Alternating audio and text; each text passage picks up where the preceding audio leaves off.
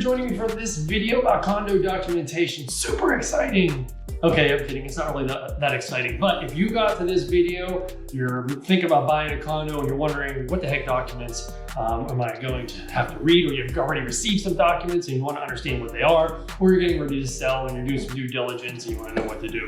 So in this video, I am going to give you some of the basic information. I am licensed in the Miami, Fort Lauderdale area and Pittsburgh. So everybody's rules are going to be different. So I'm not going to make it specific to any one area. I'm just going to try to give you an outline. Are you ready? Okay, let's make it happen. New condominium development is created by a developer, sometimes known as a sponsor, who obtains a local planning commission approval and records the following documentation. These documents establish a condominium association that has operational authority over the management of the common areas and enforcement of the bylaws and rules. First one we're going to talk about is the declaration of condominium. So this kind of explains the nature of the development project. It identifies the name of the condominium, the developer, and the principal officer. It describes the units and the way the condominium is governed and how dues will be assessed. It outlines repair and maintenance responsibilities and describes the ownership interest between the condo association and the owner. The declaration is recorded in the public records of the county in which the development is located, at which point it will become effective. So this is part of that information you get whenever you're buying a condo and you just kind of sign away and ignore it. Everybody else does it. And most of the time it's going to be okay unless you want to do something different. I had a buyer one time that it was looking for freestanding homes. We had to avoid HOAs because he was, I don't know what you consider a ham radio operator or enthusiast or something like that. And I think they have to have a big antenna. So it was unacceptable. Sometimes if you have satellite dishes, if you're from a different country, you might want to get your country's programming. At one point in time, satellite dishes, DirecTV and Dish Network were the only way. But with today's technology with TV developing so rapidly, that you may be able to just get that over the internet nowadays and not have to worry about that HOA regulation of not having a dish, etc. So if you're going to have, my point is, if you're going to have some sort of specific requirement, like a ham radio or dish or something like that, you will want to make sure you read all these. And honestly, if you read these and don't understand it, I mean, it's a little legalese sometimes. By all means, hire an attorney. You don't have to get like a top defense attorney who's going to charge you, $100,000 a minute. You could just go to a regular real estate attorney and ask them to kind of decipher to you, put it in layman's terms. Okay, so the next one we're going to talk about is the Articles of Incorporation. This is going to describe the rights of the unit owners, the occupants, you, the buyer, and if you have a tenant, the tenant that's going to occupy it. It covers a number of issues from the rights and duties of the board to whether or not the unit owners can have pets, and that's a big one. I live in a condo building, so they try to avoid having big dogs. And I'm not quite sure why, because big dogs aren't necessarily any more or less threatening than little dogs. For instance, I have a French bulldog. He unfortunately keeps growing. He's probably, 25 pounds now, but I think our rule is maybe 22 pounds. I've heard 18 pounds, 25 pounds. They try to keep it to a medium-sized dog. And again, I don't understand it because most of the time, small dogs are the yippy dogs. They'll be barking all the time and nobody wants to be in a unit next to, below, above a unit that has a yippy dog. I mean, a big dog just kind of sits there and doesn't bark much at all. Even medium-sized dogs do a little barking. But I digress. That's my personal opinion, and I'm not on the board. If you want to make a change, this is a good point. If you want to make a change, anything about the board, or even maybe take advantage of it, get on the board. I was just working out in my gym in my condo building, and there's a gentleman down there that was on the board. And because of COVID times, they had it closed, but then he decided to open it up and let one person in with a bunch of rules.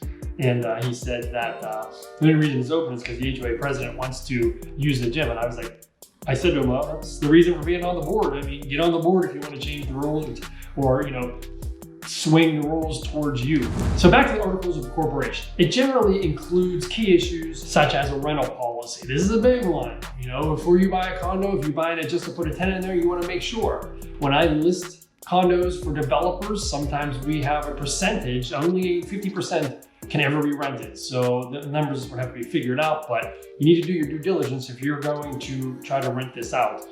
Sometimes in Pittsburgh, we have a big medical base. So we have people coming in for their fellowships. They used to rent for 2 or 3 years, but lately they've been buying because it costs less to buy than rent. So we always need to check as a buyer's agent. I need to check and say, hey, can this be rented? So if they buy it, move in, when they get transferred out or get a job or get matched somewhere else, they want to know if they can't sell it because it's only been a year, they probably don't have any equity, can they rent it out? So this is a big deal. Vehicle parking rights is another thing that's going to be covered in this article, articles of incorporation, including, in addition to limited common elements. Is there a party room? Does it cost money? Do you have to sign up for it? How many guests can you have over at any one point in time? This is a big one. 4th of July is huge at our pool, my condo building, and you're only supposed to allow to have, I don't even know what the number is, 5 guests, but they put that number on there to try to limit it for these big holidays. So you're not bringing in parties of 20, have beer balls and all that type of stuff. Leasehold obligations and storage facilities are all going to be covered by this. Most of the time you get like a storage room in the basement that has chicken wire. So you need some ventilation through there. You store your bicycle, Christmas tree and stuff like that. But that's all going to be covered in the articles of incorporation. So if you have any special needs when it comes to storage or anything like that, you may want to read over these articles of incorporation. Never am I going to tell you not to read them. I'm just telling you, with my 14 years of experience, I've seen plenty of people that just gloss over them inside that. So even though, kind of what I'm getting to, even though it may be a very long document, it is this is one that is often easy for a lay person to understand. Some of these other ones get into legalese, and like I said, you may want to just hire an attorney to read over them and just decipher it for you.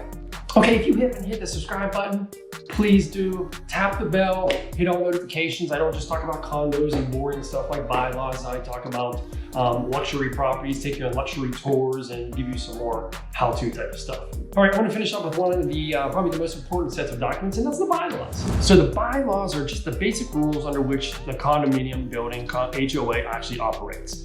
Among the other things, the bylaws do the following.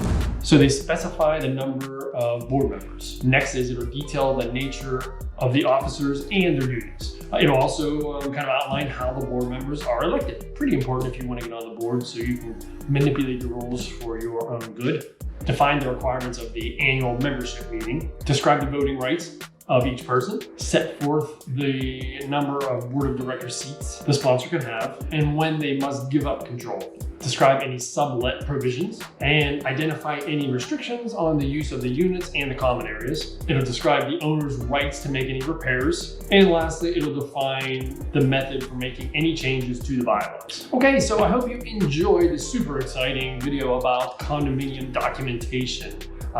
We did an overview. We covered the declaration of condominium, the articles of incorporation, and bylaws. If you have any questions, feel free to drop them in the comments below, DM me, email me, smoke signals, pigeon carrier, whatever you want. If you're looking to buy or sell in Pittsburgh and or the Miami, Fort Lauderdale area, same way. DMs, emails, whatever.